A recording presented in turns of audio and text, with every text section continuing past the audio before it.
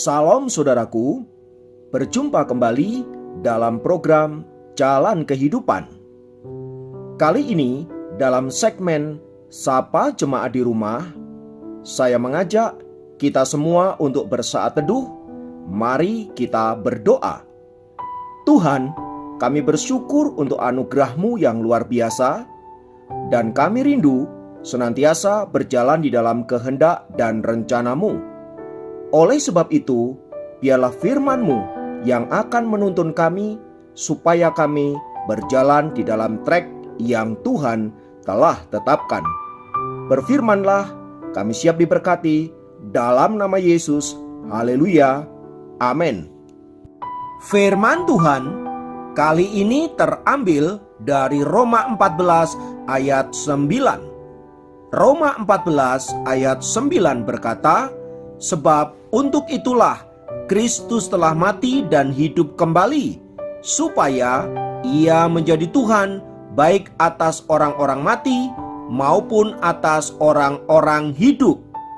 Saudara, hari ini kita berbicara tentang keselamatan.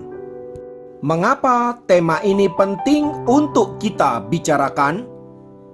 Mari kita bayangkan bila keadaan kita terperosok di dalam sebuah jurang yang sangat dalam, di mana di dalamnya tidak ada seorang pun yang bisa menolong kita.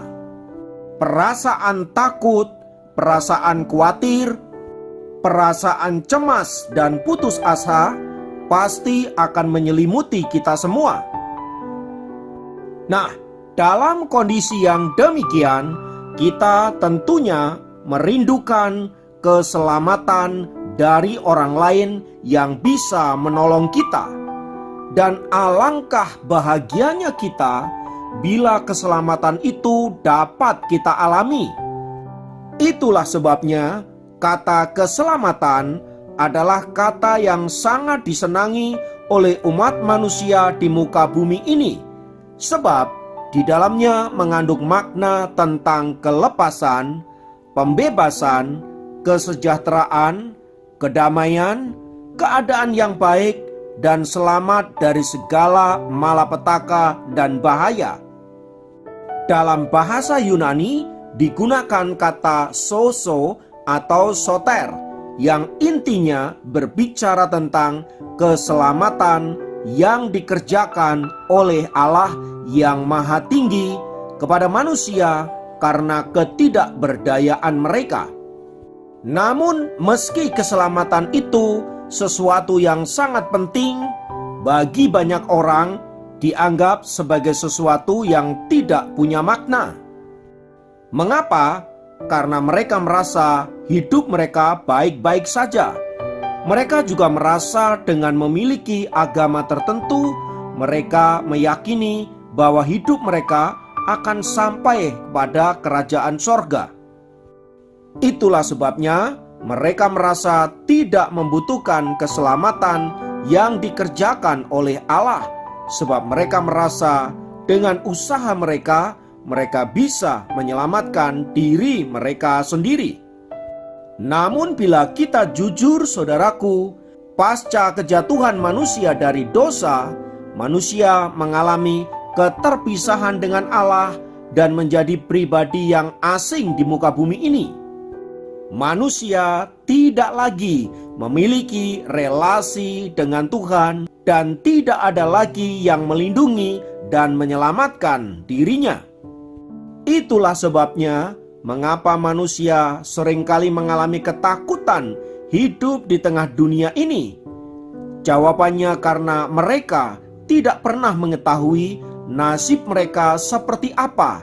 Bahkan mereka tidak pernah tahu apa yang akan terjadi setelah kematian menjemput hidup mereka.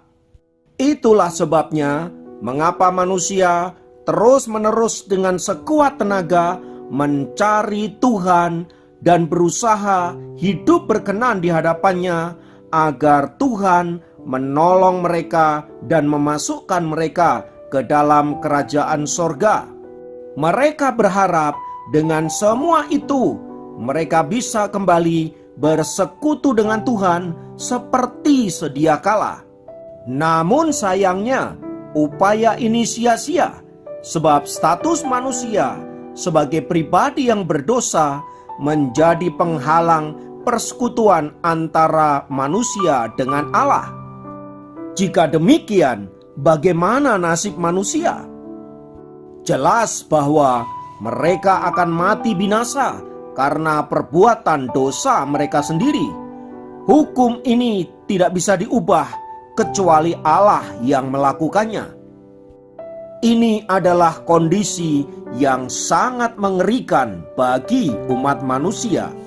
Lebih mengerikan dari bencana alam, lebih mengerikan dari pembunuhan, lebih mengerikan dari berbagai-bagai penderitaan yang ada di muka bumi ini. Sebab bila kita berhadapan dengan Allah, sungguh sangat mengerikan hukuman yang diberikannya kepada manusia. Oleh sebab itu, saudaraku, manusia membutuhkan sebuah kepastian akan keselamatan jiwanya. Sebab sesuatu yang tidak pasti tentu akan membuat kita merasa penasaran dan merasa gelisah.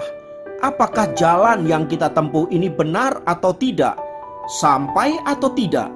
Berbeda ketika orang memiliki kepastian bahwa jalan yang ditempuhnya adalah jalan menuju ke kerajaan sorga.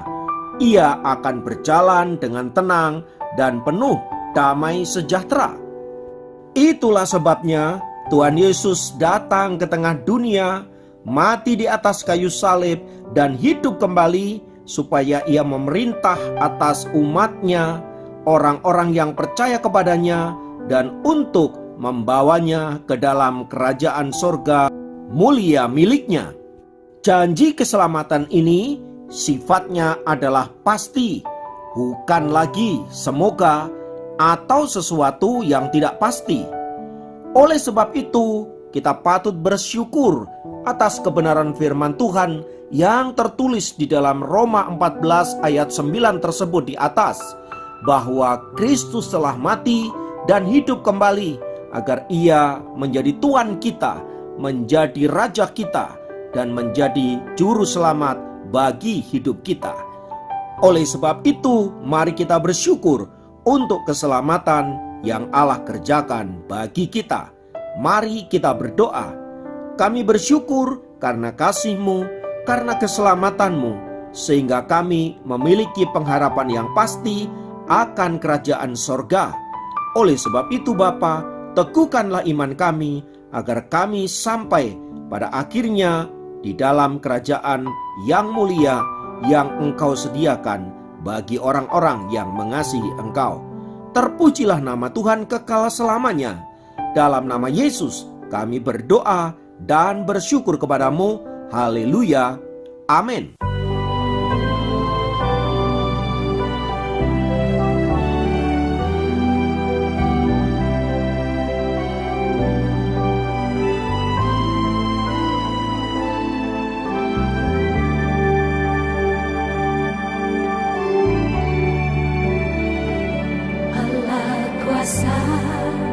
Melakukan segala perkara, Allahku Maha Kuasa. Dia ciptakan seisi dunia, atur segala masa.